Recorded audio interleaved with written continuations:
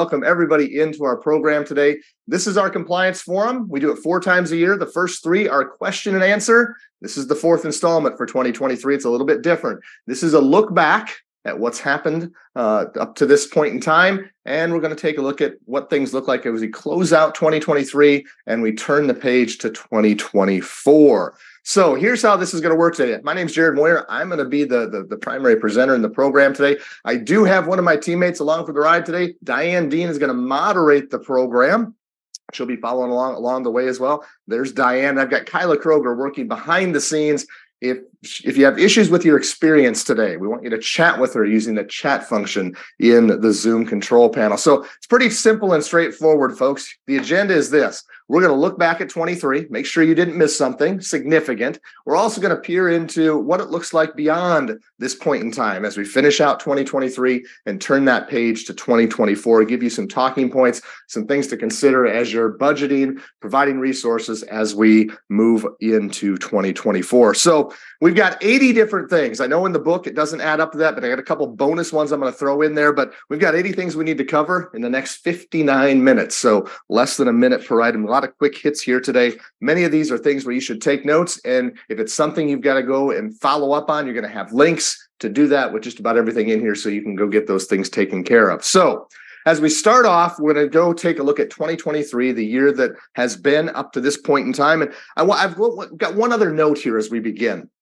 Many of these headlines are going to be specific to the FDIC, the OCC, the Federal Reserve, the NCUA, the Federal Trade Commission. Sometimes they're specific and it's only those that are covered by that regulatory agency. But there are other times where it might be maybe the OCC that puts something out, but that doesn't mean the rest of us should ignore it because maybe there's something to be learned that will eventually trickle down to your regulator. And so you can get out in front of it that way. So don't just disregard something because it doesn't have your regulator's name at the top of the headline. With that, okay, there's going to be a sprinkling of deposit, lending, BSA, AML, again, the year that has been so far in 2023. We're going to start out, we're going to go in chronological order for the most part. So this is a FinCEN alert that came out early in 2023, has to do with human smuggling. They give you some red flags that you need to incorporate into your BSA AML programs and just remind you of your responsibilities when it comes to reporting suspicious activity associated with human smuggling, trafficking, and all those ugly things that are associated with that type of activity. I'm going to stay in that BSA AML realm for another headline here. Number 2, Russian elites alert. There's going to be 3 different times during the program today where we talk about FinCEN, giving you information about Russian elites and oligarchs and some of the red flags, schemes, and activity that you should be watching out for when it comes to illegal, suspicious activity, evasion, sanctions, things like that, as it has to do with Russian elites and the country there. So again, reminders about your responsibilities in that area. Number 3. This actually goes back to 2022, but the regulatory agencies decided not to really say anything until about February of 2023. So it goes back to 9 of 22. Here's what happened. The 2020 HMDA rules increased the threshold for HMDA reporting to 100.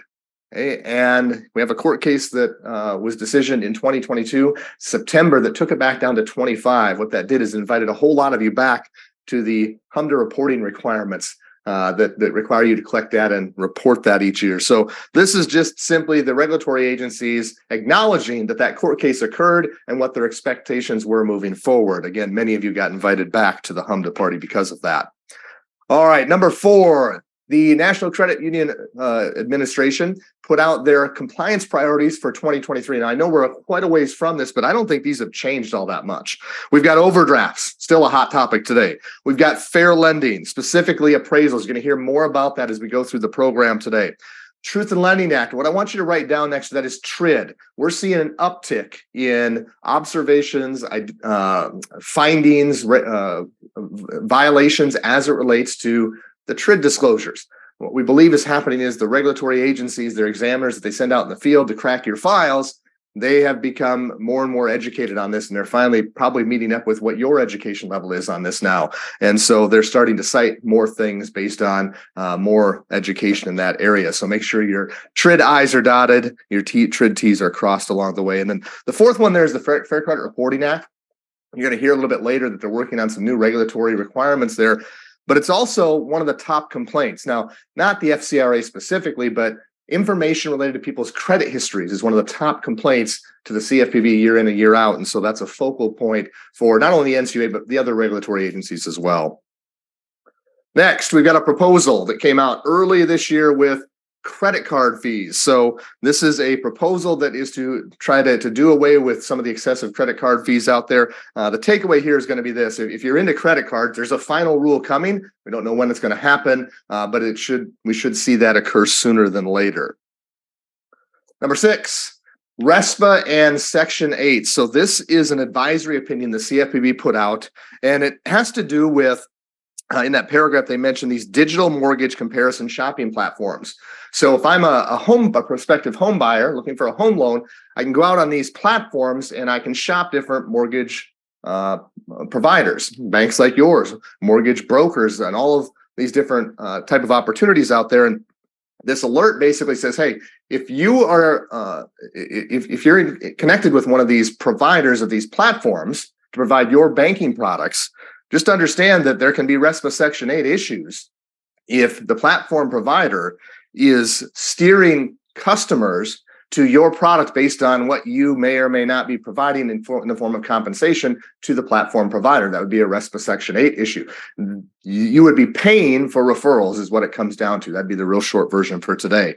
Again, as we go through this, if you find yourself needing more information, obviously we've got the link in the book. If you need more training, if you're looking for more nuts and bolts on this, many of these things are covered in the different webinars that we provide throughout the year at Bankers Compliance Consulting. And I know there's a RESPA Section 8 one just coming up here in the next 2 months to close out the year.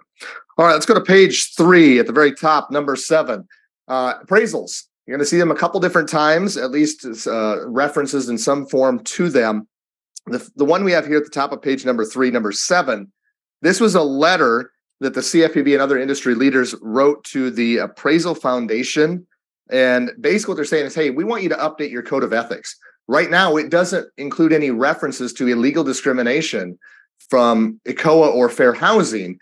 And we believe that the appraisers don't understand how that illegal discrimination works. And so this is a letter inviting them to update their code of ethics. This is all part of a much bigger plan to revamp the appraisal industry. Again, this is one of several different intersections you're going to see with the appraisal industry and guidance information requests in that area as we go through the program today.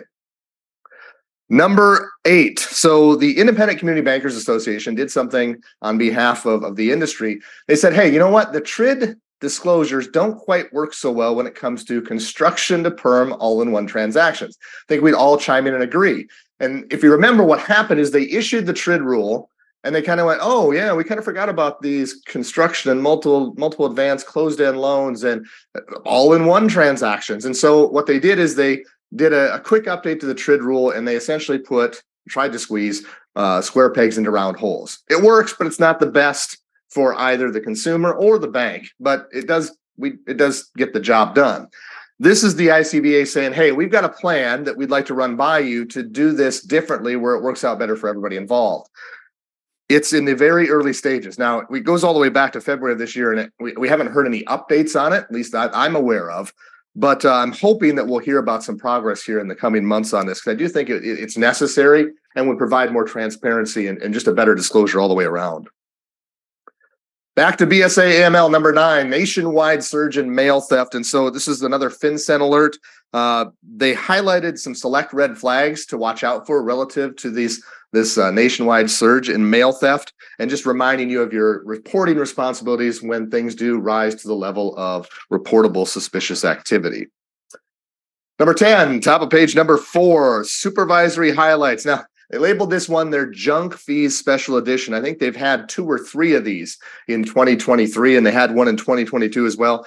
It all goes back to this junk fee initiative that they started on back in January of 2022, and they are pouring the coals to this thing. It is full steam ahead, and this is early in 2023. Their supervisory highlights. Now, it's more than just junk fees that they identify here, but it's basically, here's some transparency. in relationship to what we're identifying in our examinations. You can see obviously overdrafts, fees in general, multiple NSF fees. You're going to hear that theme over and over again as we go through some of these hot topics today in 2023. All right, that's the CFPB's version. You'll see other versions as well from other regulatory agencies. Definitely something to be on your reading radar when those things come out. All right, number 11, this is a real quick hit. So the Regulation Z mortgage loan origination rules, okay, part of Truth in Lending, requires an ongoing periodic review. It's time for that again in 2023, and so they're doing that. I don't expect that there will be any major changes as it relates to the MLO originator rules.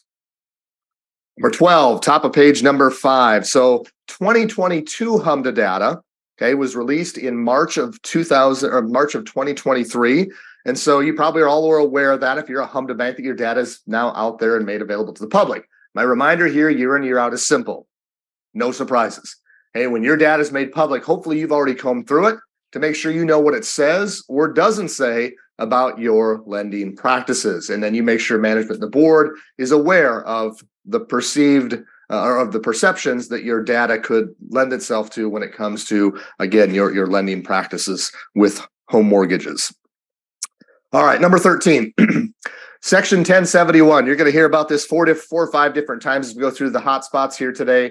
This 2023 look back. This is kind of where it all started, and this is the issuance of the final rule, the end of March. And so, with commercial lending and small business loans, we have to collect data and report them. We're not necessarily to the start time yet.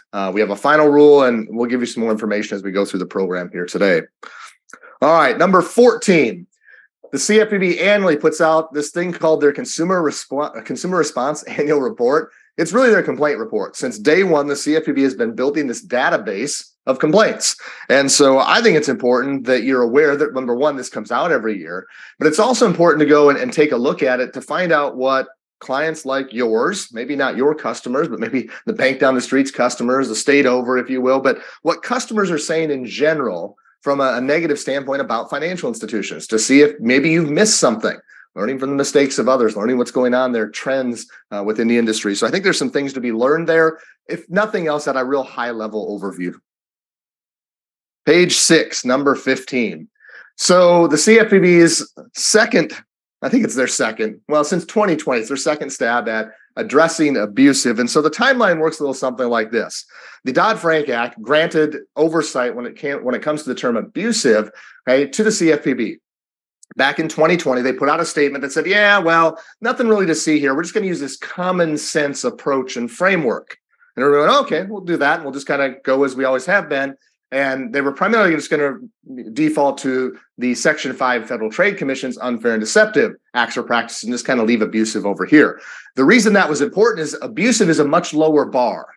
Well, that didn't last very long. In 2021, when we had the presidential election, the changeover in office there, the cleaning of the house at the CFPB as far as leadership was concerned, they said, yeah, that 2020 thing, that 2020 statement, we're going to rescind that. We'll get back to you, but basically we're going to use the full force of the law and move forward. And so here we are in 2023. We go back to April. They put out their statement on abusive conduct. The note here, the nugget, if you will, that I'd share is there's 77 different footnotes. Now, not all of them are enforcement actions, but many of them are. And so learning from the mistakes of others might be a good review for you to make sure that you haven't misstepped in the wrong direction on certain things. All right, we had the CFPB's supervisory highlights. This is the FDIC's version. Again, I don't care who you're regulated by. It's good to see what others are seeing out there because maybe your regulators just haven't picked up on it yet. So transparency, again, throughout examinations is what this is. So RESPA Section 8 is one of the things that caught my attention here. This is the second mention of RESPA Section 8 during a look back at 2023. Nothing new going on. However, new uses of technology and then applying those uses of the technology with long-standing RESPA Section 8 rules, we have to make sure that we stay within the lines, if you will, and we're not coloring outside and getting ourselves in trouble. And so the RESPA Section 8 identification, there's something that caught my attention. You also find there's more of the junk fee, only it's going to be the FDIC's version of it. You'll catch overdrafts in there and other fee-related stuff as well. Short and sweet here. I included this one. I was on the fringe. Like, this isn't that big of a deal, but I think some people miss this and go, "Oh gosh, did I have to change something with how I use average prime offer rates?" And the answer is no. The CFPB changed how they're changed the methodology on how they come up with average prime offer rates, but not how they're utilized. In short, nothing changes with you. It was a behind the scenes thing at the CFPB and how they come up with the APORs, not necessarily how you use them. Nothing changed there. So we use them for a lot of different things. Qualified mortgages, we use them for high cost mortgage identification, high price mortgage loan identification, we use it for HMDA. So a lot of things based off of that, but nothing changes for you. That's really the message I wanted to share with you there. Let's go to page 7, number 18 at the top. If you're FDIC regulated, you need to have reached out and gotten a hold of an updated fair housing poster. The mailing address changed on that. If you haven't done that, make sure you check in on that. Number 19. So it goes along with the fee discussion, the junk fee discussion. This happens to be the FDIC's highlight of it. So supervisory guidance on authorized positive settles negative transactions that cause overdraft fees. These would only be associated with ATM and one-time debit opt-in customers, because you can't charge an overdraft fee unless somebody has opted in and said, "Yeah, please do that for me." This goes all the way back to 2016. It's not a new thing in 2023. So what I did next to this is I wrote down 2016. If you're just hearing about this now, you need to go out and read about this. Start here, but then you can Google search this APSN transactions and you'll find more than you're probably wanting to read on it. In fact, we're going to go right into the next item here. This is the OCC putting out their first bulletin on overdraft protection programs in really quite a long time. We go back several years to find the last time they put something out on overdrafts. This is actually a pretty good thing. It's the most up-to-date that we have today when it comes to programs and just managing risk in this area. So again, if you're not OCC regulated, this is still worth a read, in my opinion. They address the authorized positive settles negative. They address multiple NSFs with returned items. And then I think the thing that's new, and it's not new, it's just they put it in writing and it's the most up-to-date, is they address CMS, compliance management systems, relative to managing overdrafts and overdraft programs. I think there's some good takeaways there for everyone, not just OCC banks, to take a look at in that area. Page 8, number 21 at the top of the page. So artificial intelligence. You'll see in the first line, technology marketed as AI is spread to every corner and then some, right? It's taken over the world, just a matter of time. In fact, I heard somebody the other day, you can ask it and it'll tell you that's not soon, but maybe someday, right? For those of us who watch Terminator, all too scary, right? Anyway, back to page 8, number 21. So what it's saying there is that, hey, on behalf of the industry, we, the regulators, specifically the CFPB and others, we're going to try and stay up to speed. They say stay ahead. I don't think they're going to be able to stay ahead. I think technology is going to out advance what we're able to regulate, but their goal probably is to stay one step behind at the furthest away, and I think that's going to be tough. But the idea is to prevent discriminatory outcomes. This is a warning shot. Stay tuned. It's not a matter of if, it's when you're going to interact with AI. I know I've talked to some boards and some management teams. Oh, we're not going there. You may not have a choice. Some of the third parties that you deal with are already there and you probably don't know it yet. And so you already need to be having some oversight in these areas. There's some more direct things that maybe you can steer clear of for a while, but again, not a matter of if, it's when you're going to be involved with artificial intelligence and how it impacts with your organization.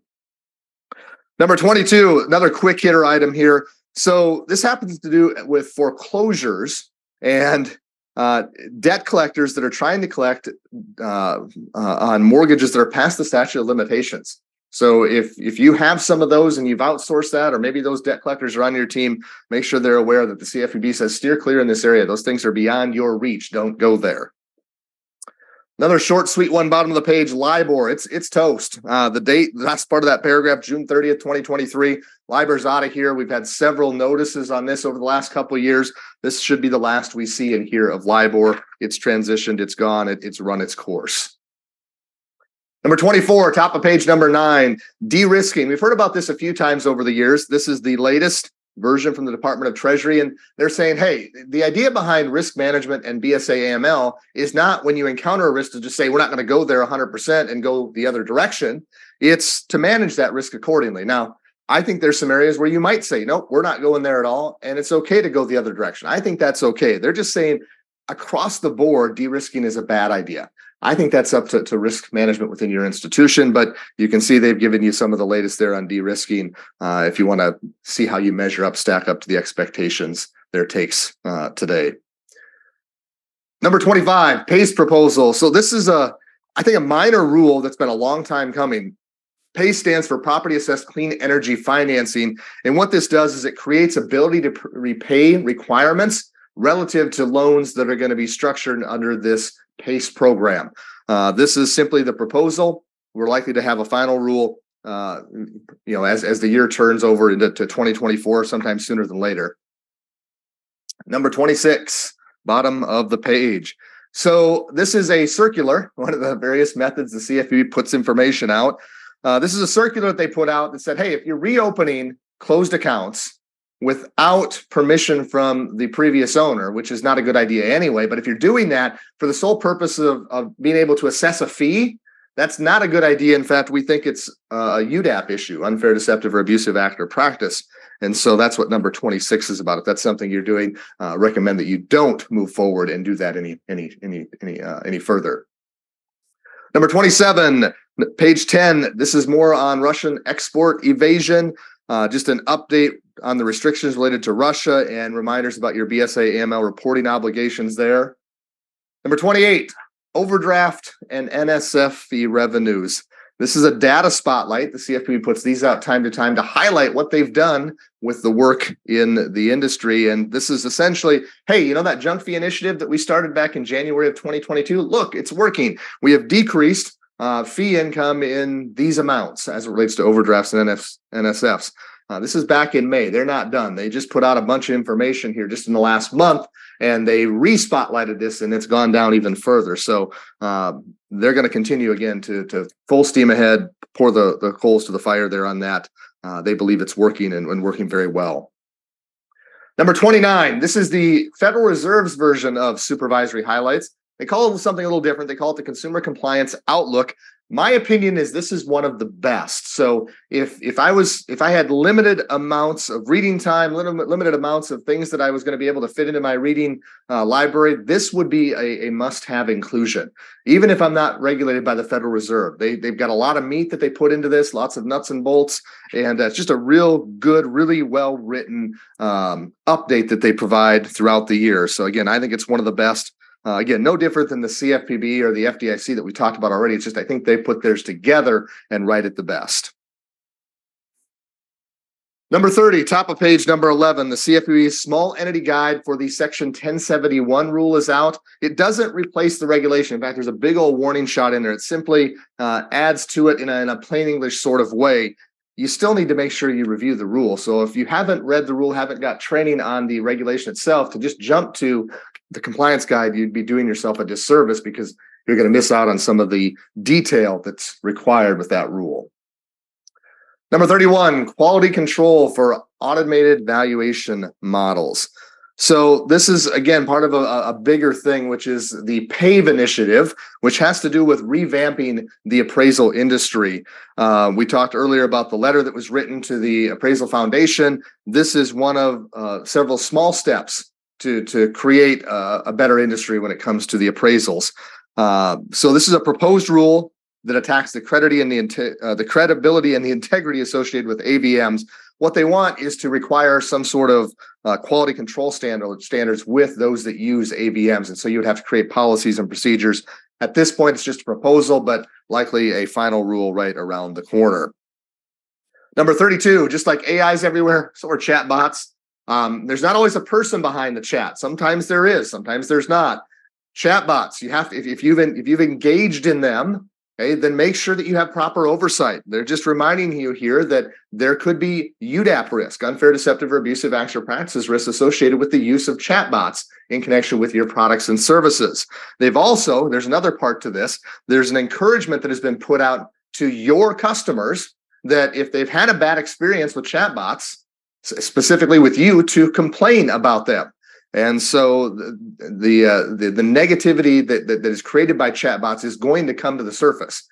Again, reading those reports that are put out by the CFPB, even though you're not mentioning it, learning from the mistakes of others, what your customers or customers like yours are saying about things that maybe you offer or are looking at offering in the future, like a chat bot.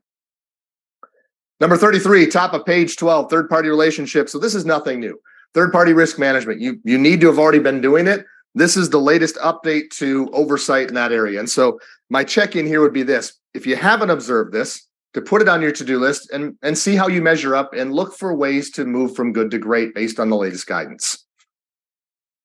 Number 34, back to the appraisal industry. Here's another step in trying to revamp that, reconsiderations of value.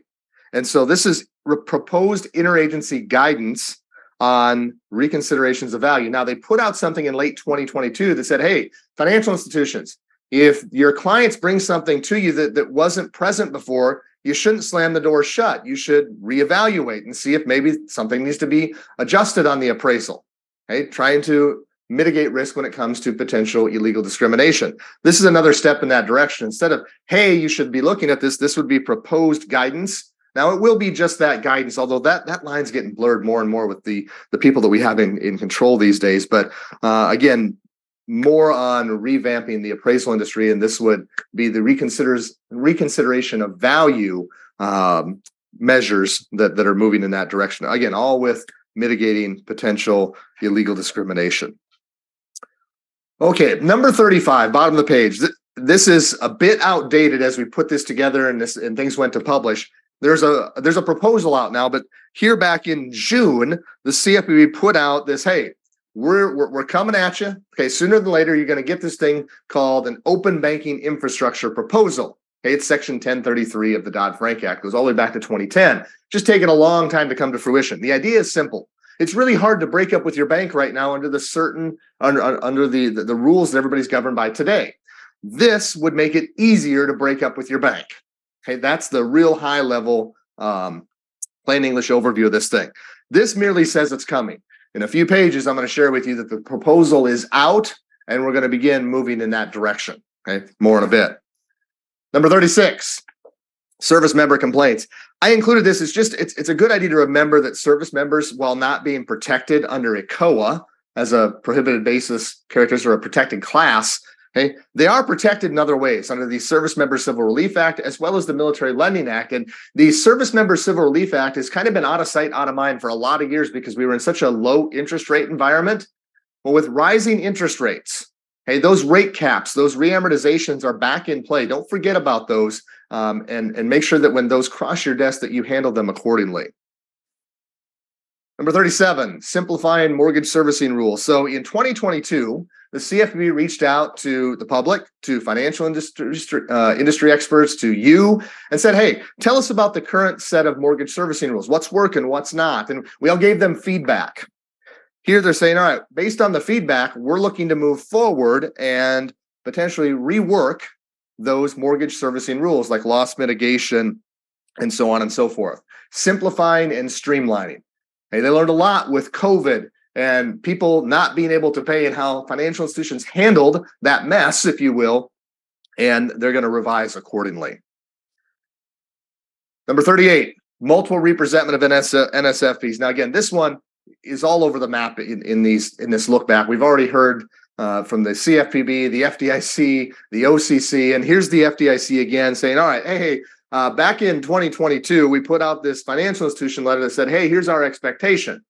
All they're doing here is walking back the mandatory requirement that you do a look back, but they also in that same breath say, while they're walking it back and saying the mandatory look back isn't necessarily a requirement, if there's consumer harm, then it's still something that you should be doing. So they kind of talk out of both sides of their mouth. So be very careful with the updated FIL here. Many of you already did the look back and the restitution. Those of you that did not, just because this FIL says it's not a requirement doesn't mean that they still can't come back to you and make you do it. Because if they can identify consumer harm, they can say, well, that didn't say not to do it. If there was harm, you're to do it anyway. So again, kind of talking out of both sides of their mouth there. Page 14, number 39, Top of the page. So Fair Lending Report to Congress. They do this once a year. I read through it every year. Our team does. We highlight things. If you get our magazine, we write about it there. If you're part of our monthly connection, that's that peer group that meets monthly. We talk about it there. Learning from the mistakes of others. What's hot with the hottest topic going in regulatory compliance is fair lending. This is the CFPB's annual report. Now, it is a year old. It's based, when they put it out here in June, it's not on 2023 anything. It's based on 2022 occurrences, observations, things like that. So it's a year behind, but want to make sure we're not missing anything when it comes to trends and the analysis that's being put in on fair lending. You'll note in the second paragraph, I included that we will hold creditors, service providers accountable when it comes to fair lending. Again, the needle hasn't moved there. It's all the way to the top as far as hot topics are concerned. Number 40, fake reviews proposal. So this gets outside of your traditional regulators. This is the Federal Trade Commission, and I think this is long overdue. This is a proposal to do away with fake reviews, but there's more to it than that. If you read through the paragraphs there, it's about suppressing honest reviews and paying for fake or for positive reviews. So, hey, leave me a positive review, I'll pay you, or I'll just pay you for a fake review. That needs to go away. It's not just banking, but again, a long time coming, but it will intersect with banks that have reviews and testimonies located on their websites. Number 41, the CFPB's spring 2023 agenda. So this is a bit outdated, but again, we're looking back at June here. There will be a fall 2023 agenda that gets issued in the coming weeks. They've worked through most of this. There are some things still that we haven't heard from them on directly. You'll note on there the overdraft fees, the NSF fees. Still waiting to hear what their plan is. Obviously, they're doing a lot of legwork with the whole junk fee initiative. And maybe that's going to be enough. Okay? Maybe it's not. There still could be some rulemaking on the horizon. So we'll wait with anticipation, right, and see where they're going to take some of that rulemaking that's mentioned on this when that next update comes around. All right, page 15, number 42 at the top. This is one that caught my attention, maybe was overlooked by some, but it's a CFPB blog. Again, they put out a lot of different things, right? This is their blog. We pay attention to that too, but it talks about the importance of consumer disclosures. Okay, in the second paragraph, underneath 42, that first line, lenders can't escape coverage under the Truth in Lending Act by labeling their loans as commercial.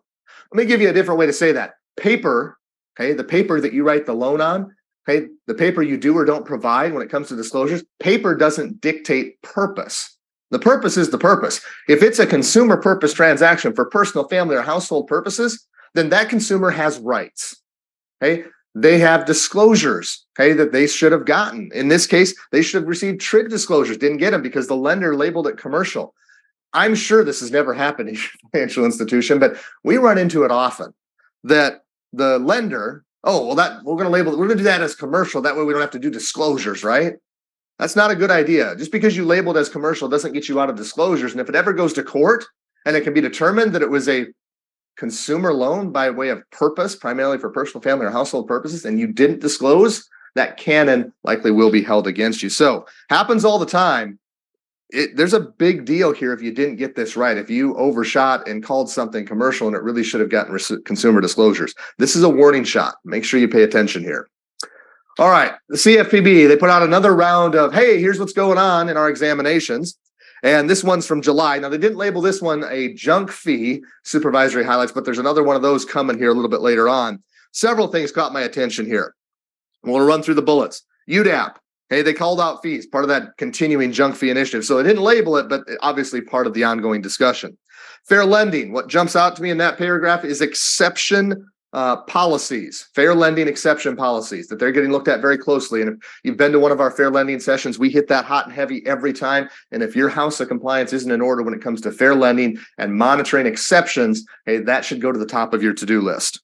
Information technology, this was kind of a surprise. They called out UDAP with respect to inadequate IT controls, like passwords and things like that. So first time I've seen UDAP used with information technology. Maybe let those IT folks know that they're not beyond regulatory compliance either. The fourth bullet, Truth in Lending Act, mortgage loan originator compensation. This has to do with something that our teams run into several times throughout the year and in past years as well. And I think the regulatory agencies are just kind of now picking up on it, but you can't pay your loan originators differently for an in-house loan versus a secondary market loan. Yet we see that it happens all the time, and here's the CFPB calling it out. Hey, that's a big deal under truth in lending. It's an easy violation to spot because the payment's different. Hey, it's a black and white violation. If you're paying your lenders differently for in-house versus secondary market, hey, that's a problem. That's a violation when it comes to truth in lending. And then mortgage servicing. Obviously, it's in their crosshairs. They're looking at it closely with respect to possibly redoing the regulations to simplify and make them more efficient. And so they're looking at them in the reviews as well, loss mitigation, transfer processes, and the whole 9 yards there. Let's go to page 16, number 44.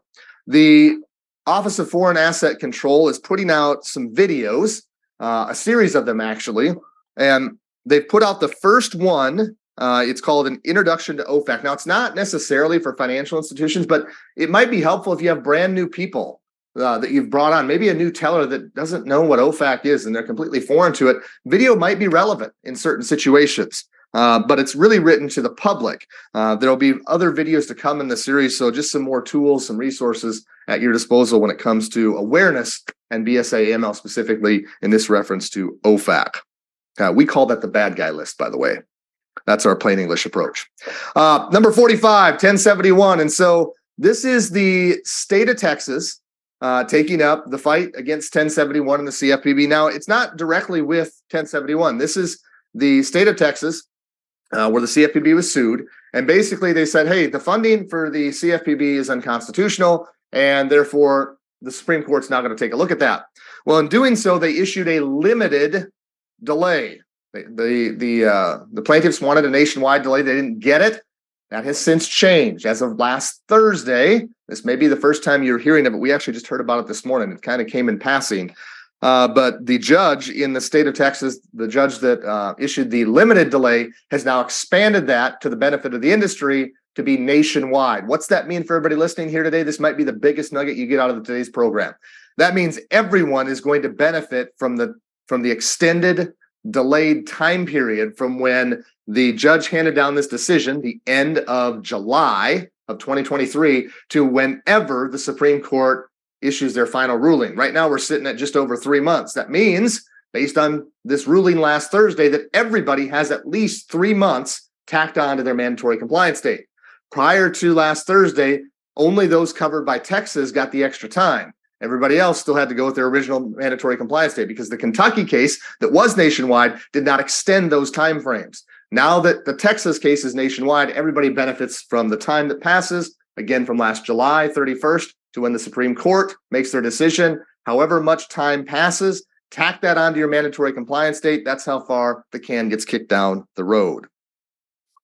Number 46. Number 46, I've got the wrong picture there, but this is a BSA AML examination manual update. So we already did the introduction to OFAC. I just have the wrong slide on the screen, but the BSA examination manual went through an update. This happens periodically. You can see the bullet points there of the different sections of the manual that were updated. You should always be reviewing those to see that whether or not something is intersecting relative to the update with what you do within your BSA AML program. I'm going to stay right there with BSA AML. In fact, the last part of the look back program is going to be pretty heavy on BSA AML. A lot of it has to do with that beneficial owner stuff that we'll get to here in just a bit. But number 47 is another alert. This has to do with payroll tax evasion and workers' comp, and it's specific to the construction industry. But I can tell you, payroll tax evasion is common and not just in the construction industry, but in other industries as well. And it doesn't mean you shouldn't report those areas as well. But this is specific to construction, gives an overview of the schemes, provides red flags to watch out for. Those should be incorporated into your program, into your trainings, your awareness, and then reminds you of your SAR filing obligations when things rise to those different levels. Number 48, the CFPB did a reminder on RESPA. Again, RESPA Section 8 is alive and well, and that's really where they're putting the spotlight on things these days when it comes to RESPA. But this is a list of documents that they inherited when the authority was transferred from HUD to the CFPB, and they're just reminding us, hey, we were handed these documents. They're in our control now, and we can enforce them. Okay, just as HUD did previously, these are now ours. We can provide an oversight and enforcement with these documents that were handed to us. Many of them have to do with RESPA Section 8 issues along the way. Number 49, this is specific to FDIC, regulated financial institutions. They have an updated engagement site. So if you're going through a compliance examination or a Community Reinvestment Act examination, this is likely how you're going to exchange information through this updated engagement site. They've had other similar sites before. This is just the most up-to-date one that they've rolled out. HMDA, back to the Home Mortgage Disclosure Act. So the filing instruction guide for data that will be collected in 24. So this has nothing to do with 2023. This has to do with 2024, the data that you will collect and ultimately report in 2025. What this is the updated annual guide. It doesn't change anything in the regulation. This has to do with the coding that's used when we report Home Mortgage Disclosure Act data. And so this is just the update. There are a couple of minor tweaks to coding. We went through those. We won't get into those today, but if you've taken some of our training, we get into them there. But the coding as it relates to the data that you report for that data that you'll be collecting in 2024, reportable in March of 2025. All right, number 51, top of page number 18. So back to Texas, where the CFPB gets sued often. This has to do with their UDAP examination manual. And so in March of 2022, they took a big step. They updated their examination manual and decided to borrow from the Equal Credit Opportunity Act, the prohibited basis characteristics, the illegal discrimination characteristics, and apply them to things beyond credit products. And so we've never had something that was like ECOA, but not for credit products. And so they kind of made it up out of thin air. And hopefully you can see how they went wrong in doing this. That's not the way you're supposed to approach this. It's not the method that we use to create rules. And so they were challenged in the state of Texas, and they, again, lost in the state of Texas. And so the Texas court ruling was that manual needs to be vacated. And so if you go out and search for it, you shouldn't be able to find it. I did a couple of weeks ago. It didn't come up, but came up with that old 404 thing on the CFPB's website. So that manual's gone. Now, let's just take a common sense approach to this.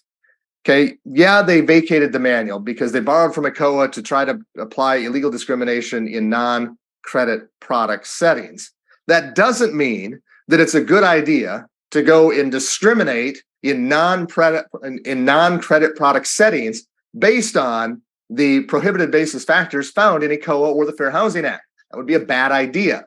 So just because there's not a manual out there that says don't do it or apply it this certain way doesn't mean it's a good idea. Also doesn't mean you couldn't be challenged outside of the state of Texas when it comes to that. It's just that examination manual is now vacated. Number 52, interesting, pig butchering scams. Think of it this way. It's trying to identify a victim and get them to fatten up the pig, if you will, and then I con them out of their money. So I'm getting them to invest in whatever, and the amount of money they're putting into it, the amount that they're investing gets bigger and bigger and bigger, and then I con them out of it. And they call it pig butchering, fatten up the pig before the slaughter, if you will. This is an alert that you should be on the watch for that. And as I learned and talked to our team a little bit, more common than you would think. In certain areas where I would have never thought that was a thing, it's happening. So make sure you're up to speed on the whole pig butchering scams. And I need to do this little tangent as well. Our team's getting ready to do the third of our fall virtual conference series, our BSA AML virtual conference here in the next couple of weeks. Kevin Edwards, he is going to be the primary presenter for that program. Absolutely, he'll be covering this in detail there. So if you need more information on a lot of these things that are BSA AML, they're going to be covered in that virtual compliance conference here in a couple of weeks. You can still get your team registered for that. We'll stay right there with BSA AML. We're back to our Russia controls. Here they've just said, hey, here's the trends. We've given you alerts. We've said, don't go here, don't do this. Hey, here are the here are the sanctions. And so here are the SAR trends based on what they've been telling us to identify and report accordingly. That's what number 53 is. So if you've missed the boat on those, you might need to go back and recalibrate. Number 54, Section 1071 FAQ. So they've published this a couple different times. The most recent update was in September. Many of these FAQs simply reiterate what's already in the regulation. However, there are a couple that are noteworthy when it comes to the firewall and record keeping that did catch my attention. There's 35 of them, so it's a fairly short read today if you wanted to stay up to speed on what the CFPB's put out with Section 1071. And just a tangent, we have a ton of different ways that you can take things and order from the menu at Bankers Compliance Consulting. We've got an ongoing group. We've got things you can pull off the shelf as an appetizer. We've got a full course menu of 1071. So if you're looking for something, make sure you take a look at the menu there.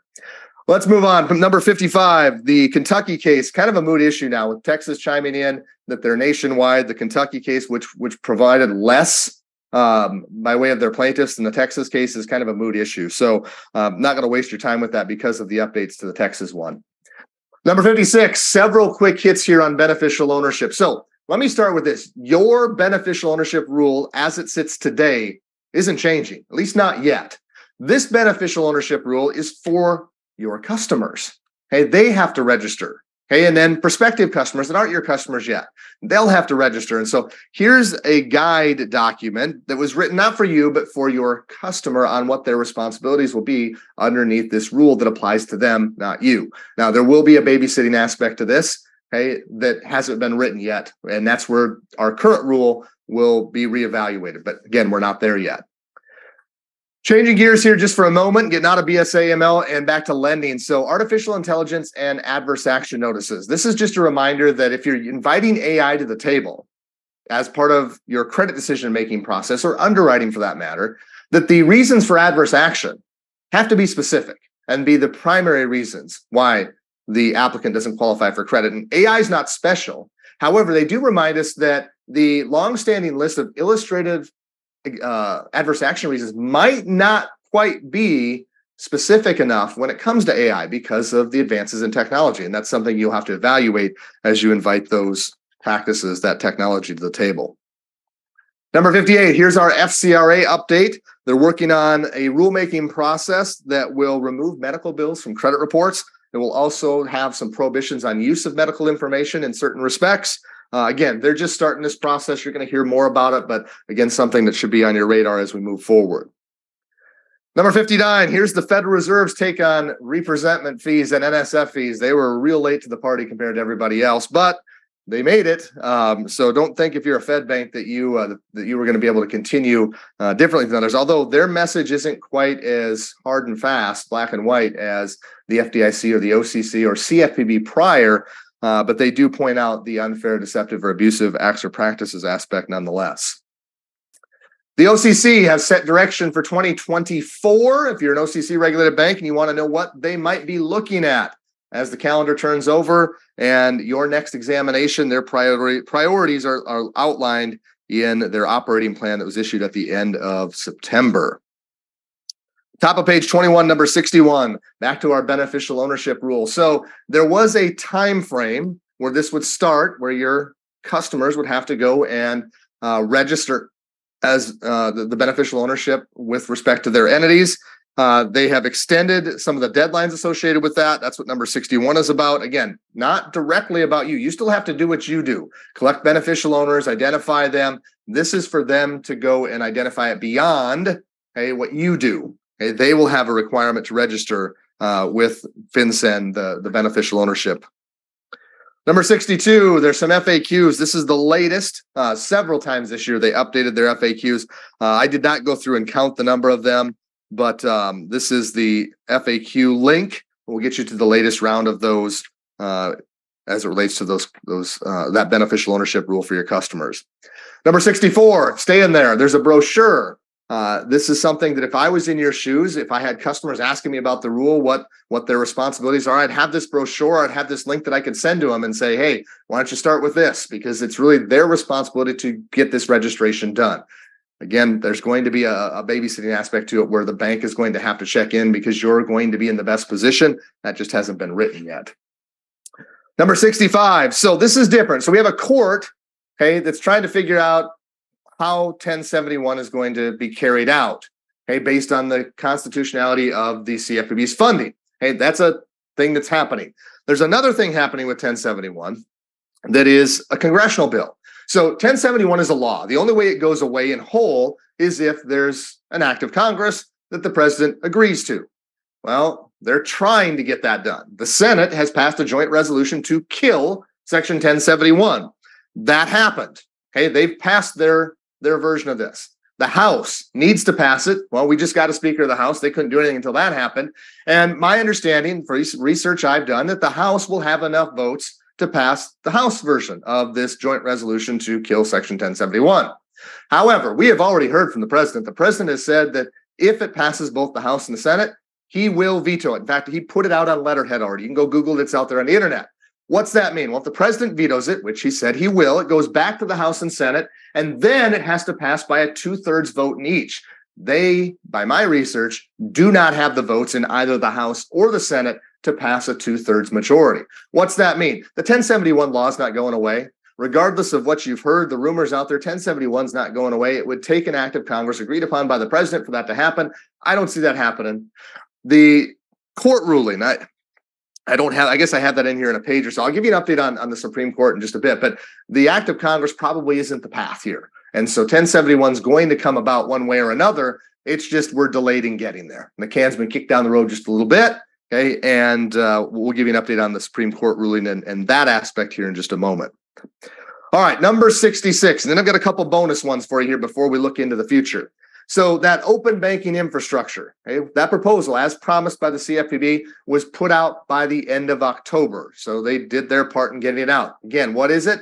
The idea is that it's really hard to break up with your bank today, and this should make it easier. I have a right to my personal financial data with you, and I should be able to say, give me, and go take it down the street and seamlessly get set up with another financial institution. It's really hard though, absent this, because I've got my direct deposit with you, I've got my bill pay, and I'm really attached to my bank. And that's a good and a bad thing both, right? This is supposed to make that easier. I haven't had a lot of time to research this one. Our team's just getting started on it. It's only a proposal right now, but it is coming. It's going to be one of the bigger things you deal with in the coming years. Now, they are going to give you quite a bit of time. There's a several year cycle on this one once we get a final rule, and we'll just save that discussion for another day. All right, a couple of bonus items here. Additional headlines, big items since this material went to print. First off, the CRA final rule is out. The Federal Reserve, the FDIC, the OCC all put their name on top of an interagency type rule. And so that's out. Make sure you're planning or starting to plan accordingly when it comes to CRA. Those rules are going to change.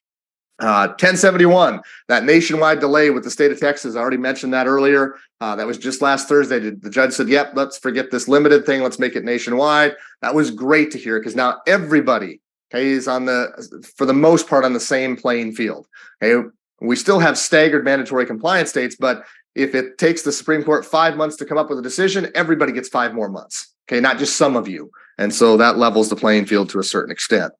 So, that's 2023 so far. They've been busy, right? That's a lot of, and that's not everything. That's kind of the majors, the things we thought you needed to know. There are other smaller things that you need to also be sure that didn't fall through the cracks on you. But if you got most of these items, you're sitting in a good position.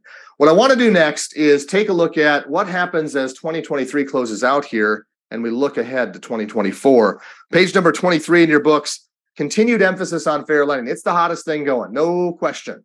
Okay, it's going to stay there. Okay, that's not going to change. So don't pull back your resources here. Make sure you relay to management, the board of directors, that this is a hot ticket item and will continue to be as we continue to move forward.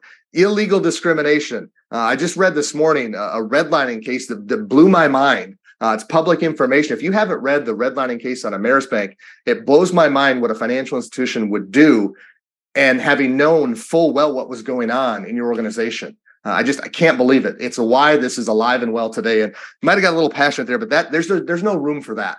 Okay, that's why we have all the emphasis placed on here, because it is going on out there, and it looks like it's going on purpose in certain institutions. And that's what that case looks like to me based on the read that I did.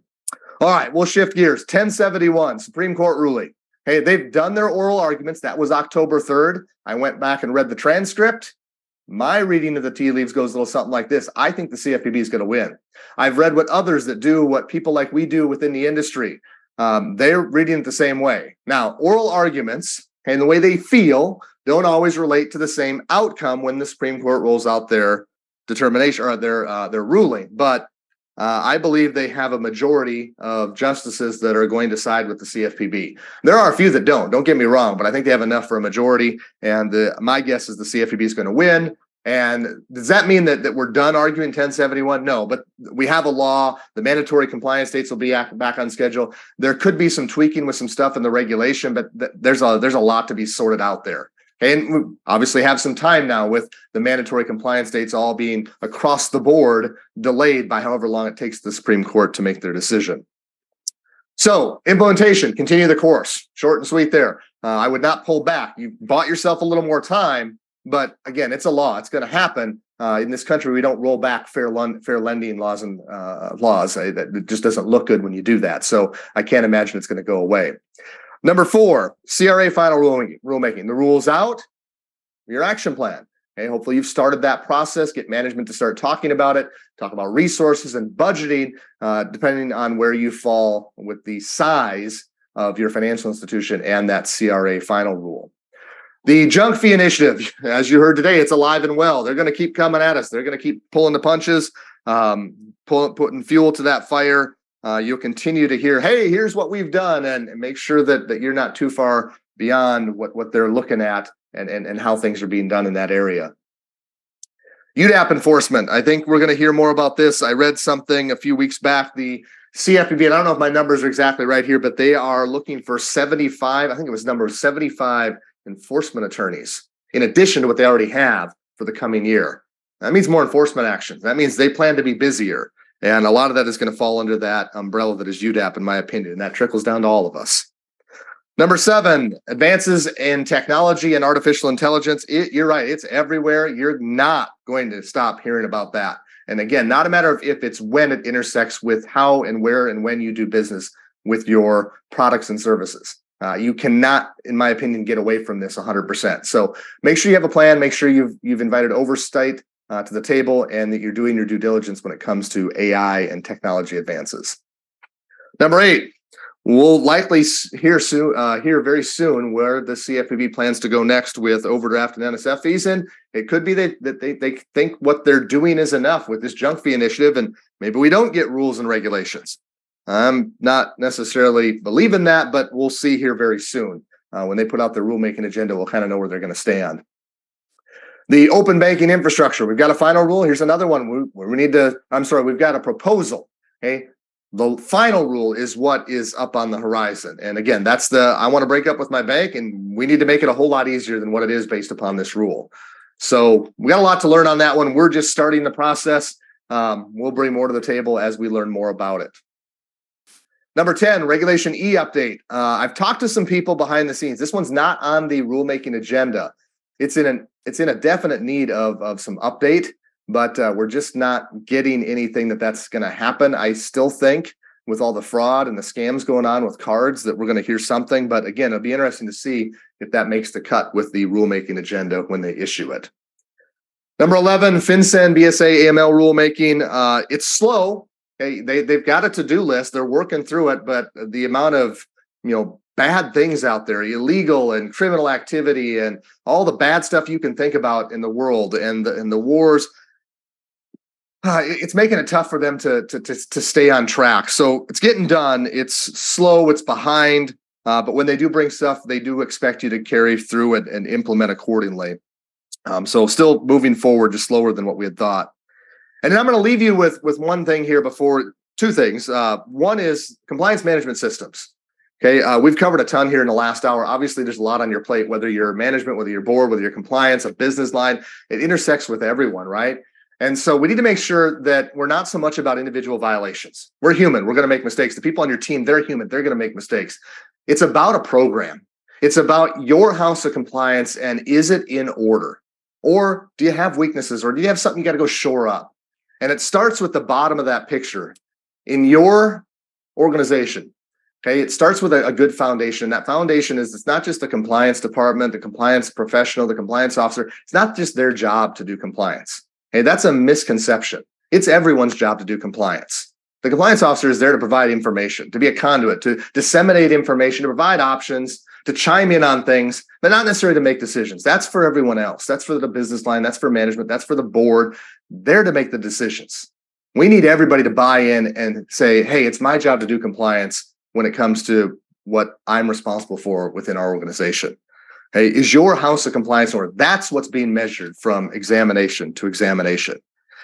I think that's one of the most important things you can work on as you move forward from 23 into 2024. With that, that is our look back at 2023 and what lies ahead. There's obviously lots of things there. Hopefully you found some to-dos moving forward, not so many looking back, that you had everything accounted for. As we do move forward into 2024, I do want to mention that, believe it or not, we will be soon bringing our next version of our compliance forum to the table. And give me just a second here. It's already up and available. You can sign up for it. These are free. We do 3 each year that are Q&A, and we start in January with lending, and then we do a deposit one, second quarter, third quarter, we do a BSA AML, and then we finish each year with what we did here today. And so that January 23rd one, you'll be able to soon register for that. It's not quite up and open, but mark your calendars. January 23rd, we'll do the lending Q&A. And hopefully you get your teams registered and signed up for that. With that, I want to come back and I want to close out our program here today. I want to stick to the hour time frame. I know you've got responsibilities, you've got deadlines, you've got meetings to get to. Thank you for spending an hour with us today, taking a look back, making sure you didn't miss something significant. Hopefully there weren't too many of those, maybe even none. And you've got some things to talk about as we finish out 2023 and flip that calendar over to 2024 when it comes to setting priorities and budgets. And things like that as we move forward in the compliance industry. With that, on behalf of the team here at Bankers Compliance Consulting, we're going to let you all get back to what you do so well. There is a short survey if you do me a favor. 5 questions, take you less than a minute. And we'll also let you know about the recording. This has been recorded. I know we covered a lot in a short amount of time, but within 2 weeks, we'll have that recording back to you. But again, on behalf of our team here, thanks for stopping by today for a bit of information. We're going to let you get back to what you do so well, and that's serving your customers. We'll see you again soon.